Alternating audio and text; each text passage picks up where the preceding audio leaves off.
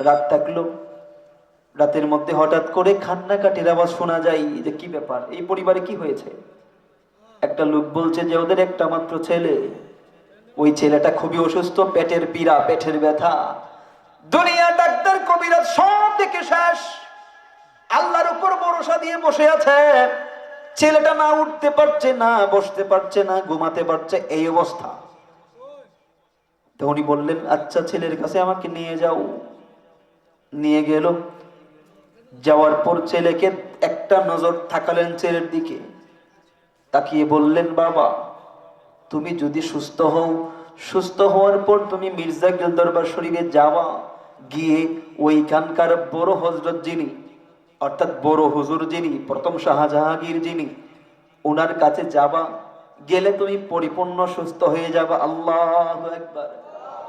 যে ওনার কাছে যাবা, গেলে তুমি পরিপূর্ণ সুস্থ হয়ে যাবা।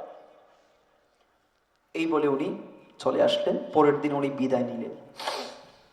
এরকম করে কিছুদিন যাচ্ছে, দেখতে পাইলেন আব্দুল কাদের উনি আস্তে আস্তে করে সুস্থ হয়ে যাচ্ছে, মানে পেটের ব্যথা আস্তে আস্তে কমতেছে কমতেছে এরকম। এখন হাঁটতে পারতেছে, মানে বসতে পারতেছে, কথাবার্তা বলতে পারতেছে।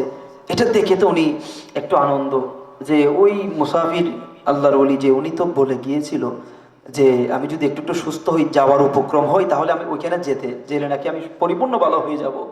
উনি চিন্তা ভাবনা করে ওনার আব্বুকে বললেন, আব্বু আসুন না আমরা ওই মির্জাগিল দরবার যে বললো এখানে যাই, গিয়ে ওনার সাথে দেখা করি, করলে উনি দোয়া করলে আমরা মনে হয় পরিপূর্ণ সুস্থ হয়ে যাব। তো ওনার আব্বু বললেন, কবে যাবা? আচ্ছা, উনি যেদিন আমাদের বাড়িতে এসেছিল এই দিনটাকে স্মরণীয় করে রাখার জন্য ওই দিনই আমরা যাব। আল্লাহু আকবার কাবীরা। বাবা ছেলে ওই দিনে রওনা হয়ে গেল মির্জাগিল দরবার শরীফে। যাওয়ার পর আব্দুল কাদের এবং ওনার আব্বাজান দুইজন দরবার শরীফের গেট দিয়ে ঢুকলো, মাঠের পাশে গেল। যাওয়ার পর মাঠের মানুষদেরকে, খাদেমদেরকে জিজ্ঞাসা করলো, বড় হুজুর যিনি, প্রথম শাহজাহাঙ্গীর যিনি এই দরবারের, উনি কে? ওনাকে একটু পরিচয় করিয়ে দাও, ওনার সাথে সাক্ষাৎ করব, দেখা করব। আর প্রথম শাহজাহাঙ্গীর ওই থেকে দাঁড়িয়েছিল। তখন ওই আব্দুল কাদেরকে বলছে, ওই দেখো প্রথম শাহজাহাঙ্গীর দাঁড়ানো। আব্দুল কাদের যখন ওনার দিকে তাকালো, তখন ওর সাথে সাথে অজ্ঞান হয়ে মাটিতে পড়ে গেল। বাবা পাগল হয়ে গেল, কি ব্যাপার, সুস্থ করার জন্য আসলাম, আর ওনাকে দেখেই উনি অজ্ঞান হয়ে গিয়েছে। যখন জ্ঞান ফিরলো, বলল, ও আমার বেটা, ও আমার ছেলে আব্দুল কাদের, কি ব্যাপার, তুমি কি ব্যাপার, কি জন্য অজ্ঞান হয়ে গেলা? তখন বাবাকে বলছে, বাবা তুমি কি দেখো না গো বাবা, যিনি, যার জন্য যিনি আমাদের বাড়িতে গিয়েছিল, মুসাফির অবস্থায় যিনি আমাদের বাড়িতে গিয়েছিল, বলেছিল বড় হযরত অর্থাৎ বড় মৌলানা সাহেব অর্থাৎ প্রথম শাহজাহাঙ্গীর যিনি আছে ওনার কাছে যাও, ওনাকে দোয়া করলে ভালো হয়ে যাওয়া। বাবারে, যে মুসাফির ওয়ালা আমাদের বাড়িতে গিয়েছিল, আজকে তো ওই জনই, ওই আল্লাহু আকবার, যে যিনি গিয়েছিল উনি তো উনি, যিনি প্রথম শাহজাহাঙ্গীরের কথা বলেছে উনি তো উনি, সেজন্য আমি অজ্ঞান হয়ে গেলাম। কি ব্যাপার, এটা তো অসম্ভবের বিষয়। উনি উনার কথা বলে এসেছে। খাদেমদেরকে জিজ্ঞাসা করলো, এমুক তারিখে এমক বারে উনি কি কোথাও মুরিদানের বাড়িতে গিয়েছিল? বলো না, উনি তো যায় নাই, উনি তো দরবার শরীফের মধ্যে ছিল। বলি না আল্লাহু আকবার। তাহলে ওলিরা যেতে পারে কি পারে না? আরে ডাকার মতো ডাকতে হবে ওলিদেরকে, তাহলে ওলি আসবে আপনার কাছে। আন্দিউরা গ্রামের সুলতির মা বলে একটা মহিলা, খুবই গরিব মহিলা।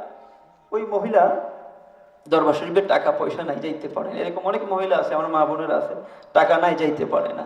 ওই মহিলা টাকা পয়সা নাই, যাইতে পারে না, খুবই গরিব মহিলা। ওই মহিলার হঠাৎ করে মৃত্যুর সম্মুখীন, মারা যাবে মারা যাবে এই অবস্থা বাপ। তখন ওই মহিলা সখরাত চলতেছে। ওই মহিলা তখন, আমার আব্বুজানেরা সবাই ওনার পাশে ছিল, আমার আব্বুজানের আত্মীয় লাগে, খালামণি এরকম লাগে, তো সবাই বসে আছে। হঠাৎ করে বলতেছে, আমার টাকা নাই, পয়সা নাই, আমি যাইতে পারি না তোমার দরবারে। ও বাজি, তুমি কি আয়েশা দেখতে যেতে পারো না? তুমি কি আয়েশার নিদান কাল আমার চলতেছে, আমাকে একটু দেখে যাবো না? আমি যে তোমাকে সেজন্যই পীর ধরেছি। তুমি তো শরীয়তওয়ালা পীর, তুমি তো ভণ্ড না। তোমার দরবারে তো শরীয়ত আছে, সবকিছু আছে। আর আজকে আমি নিদান কালে আমাকে একটা নজর দেখবা না? এটা বলার সাথে সাথে ওই মহিলা চিৎকার দিয়ে উঠছেন, বাজি আসছে ওই দরজা দিয়ে আসছে। এক নজর, এইরকম শরীয়তের যে দৃষ্টি, এক নজর থাকাই ওই দরজা দিয়ে চলে গিয়েছি। আল্লাহু আকবার। ডাকার মতো ডাকলে আসবেই আসবে। উনি মহিলা হয়ে ডাকার মতো ডাকতে পেরেছে, আর আপনি আমি ডাকার মতো ডাকতে পারি না, কাজের মতো কাজ করতে পারি না। সেজন্যই তো আমাদের সমস্যা। আল্লাহর ওইদের কাছে চাওয়ার মতো চাইতে হবে, চাওয়ার মতো চাইলে পাওয়া যায়। খাজা গরিবে নামাজ কথায় কথায় চলে আসতেছে, খাজা গরিবে নামাজ। দেখুন ওনার পীর মসজিদ, খাজা গরিবে নামাজের যিনি পীর মসজিদ ছিল, তো ওনার দরবারের মধ্যে একদিন একটা মহিলা আসলো খাজা বাবার দরবারে। উসমান হারুনি ওনার ছিল খাজা বাবার পীর। দরবারে এসে এক মহিলা আরজি জানালো, ওসমান হারুনি, আপনি তো এই যুগের বড় আল্লাহর ওলি, আমি বড্ড একটা বড় আশা নিয়ে এসেছি। যে কি আশা মা? যে আমার আশা হলো যে আমার স্বামী আমার উপর খুবই অত্যাচার করে। এইরকম স্বামী সমাজে আছে না, যে স্ত্রীর উপর হাত তুলে, গায়ে হাত তুলে অত্যাচার করে। বাবা, এই স্ত্রীর উপর হাত তুলছেন, আপনি যখন মারা যাবেন ওই স্ত্রী যদি বলে আল্লাহ আমি তার প্রতি সন্তুষ্ট না, আল্লাহ এটা কবুল করে ফেলবে, ওই স্বামীকে জাহান্নামে দিয়ে দিবে।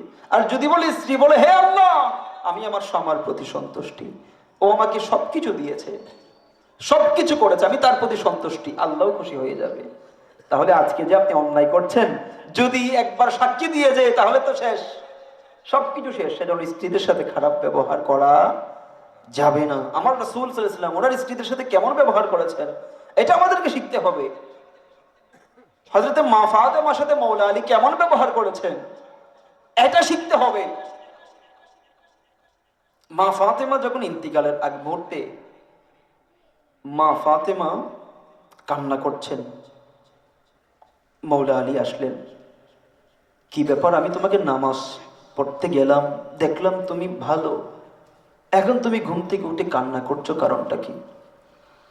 মা ফাতেমা বলে, ওগো স্বামী, ওগো স্বামী, একটু আগে আব্বা জান আমাদের ঘরে তাশরিফ এনেছিল। আল্লাহু আকবার। একটু আগে দোজাহানের কামলিওয়ালা এসেছে। মৌলা আলী বলে, ফাতেমা রে, ফাতেমা, আমার নবী কি বললো, কি জন্য এসেছে? ফাতেমা বলে, আমার নবী এদিকে যাচ্ছে, এদিকে যাচ্ছে, ঘরের এই কোনায় সেই কোনায় সেই কোনায়। আমি হতভম্ব হয়ে বললাম, আব্বা জান আপনি এসেছেন, কাকে খুঁজতেছেন? আমার নবী বলে, ফাতেমা রে, ও ফাতেমা, আমি অন্য কাউকে খুঁজতেছি না, আমি তোমাকে খুঁজতেছি। ফাতেমা বলেন, আব্বা জান আমি হাজির, এই তো আমি এখানে মাত্র সেহরি খাইলাম, ফজরের নামাজ পড়ব। নবী বললেন, ফাতেমা রে, ও ফাতেমা, জনমের খাবার তুমি খেয়েছো রে ফাতেমা, আলীর দস্তরখানায় আজকে তুমি একসাথে সেহরি খেয়েছো, আমি নবীর দস্তরখানায় একসাথে তুমি ইফতারি করবা। আল্লাহু আকবার। যে ফাতেমা, আজকে তুমি আলীর দস্তরখানায় একসাথে খেয়েছো, সাহারি করেছো, আর ইফতারিটা করবা তোমার বাবার সাথে জান্নাতের মধ্যে। আল্লাহু আকবার। ফাতেমা কান্না করে, এই কথা শোনার পর মৌলা আলীও কান্না করছে। মৌলা আলী বলছেন, ফাতেমা রে, কি শুনালা? ফাতেমা, জীবনের জন্য তোমার সাথে আর বসে খাইতে পারবো না। ফাতেমা তো বুঝে গিয়েছেন, মৌলা আলীও বুঝে গিয়েছেন ফাতেমা ইন্তেকাল করবেন। মৌলা আলী ফাতেমাকে বলছেন, ফাতেমা, নবীর দুলালী, তোমাকে আমার ঘরে আনার পর থেকে ভালোভাবে তোমাকে আমি আহার দিতে পারি নাই, তুমি উপবাসে ছিলে প্রায় সময়। ফাতেমা রে, আমি তোমার যোগ্য না, তারপরে রাসূলুল্লাহ তোমার যোগ্য বানিয়ে বিবাহ দিয়েছে, তোমার সাথে ভালো ব্যবহার করতে পারি নাই। ফাতেমা বলছে, ওগো আমার স্বামী, এই কথা বলবেন না, আপনি আমার স্বামী, এই কথা বলবেন না। স্বামী আলী, আমি আপনাকে কয়েকটা কথা ওসিয়ত দিয়ে যাই। আমি তো চলে যাব, কিন্তু যাওয়ার পরে আমি যখন চলে যাব তখন আমার দুইটা সন্তান থাকবে হাসান হুসাইন, তাদেরকে বুকে আগলে ধরে রাখবেন। আপনি আরেকটা বিবাহ করবেন, সমস্যা নাই, কিন্তু একটা দিন হলেও আমার হাসান হুসাইনকে আপনার বুকে জড়িয়ে রাখবেন। তারা জন্য মাহারা মাহারা সন্তান থাকবে, মায়ের বেদনায় কাতর থাকবে, তারা যেন এটা অভাব না বুঝতে পারে, আপনার বুকের মধ্যে আগলে রাখবেন।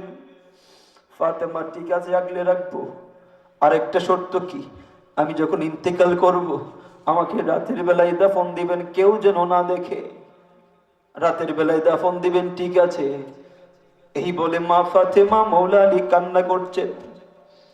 ইমাম হাসান ইমাম হুসাইন কান্নার আওয়াজ শুনে আসলো, কি ব্যাপার? মা কান্না করে, বাবাও কান্না করে। ইমামে হাসান হুসাইন বলল, মা গো কি ব্যাপার, কান্না করো? বাবা তুমিও কান্না করছো, কারণটা কি? মা ফাতেমা বলল, বাবা জরুরি কথা আছে, সেজন্য কান্না করি, যাও তোমার নানা জানের কাছে যাও। মা ফাতেমার কাছে যখন ইমাম হাসান হুসাইন আসতো, দুষ্টামি করত, বলতো যে কাজের মধ্যে ব্যাঘাত হবে, নানা জানের রোজা মুবারকে গিয়ে খেলো, এরকম পাঠিয়ে দিত। সেই দিনও পাঠিয়ে দিয়েছেন নবীদের রোজা মুবারকে খেলার জন্য। ইমামে হাসান ইমাম হুসাইন আমার নবী রোজা মুবারকের পাশে গেল, গিয়ে নবী রোজা মুবারকের পাশে গিয়ে খেলা করতেছে। হঠাৎ করে আমার নবী বলছে, হাসান ও হুসাইন, তোমরা কেন এখনো এখানে বসে আছো? হাসান হুসাইন এখনো কেন এখানে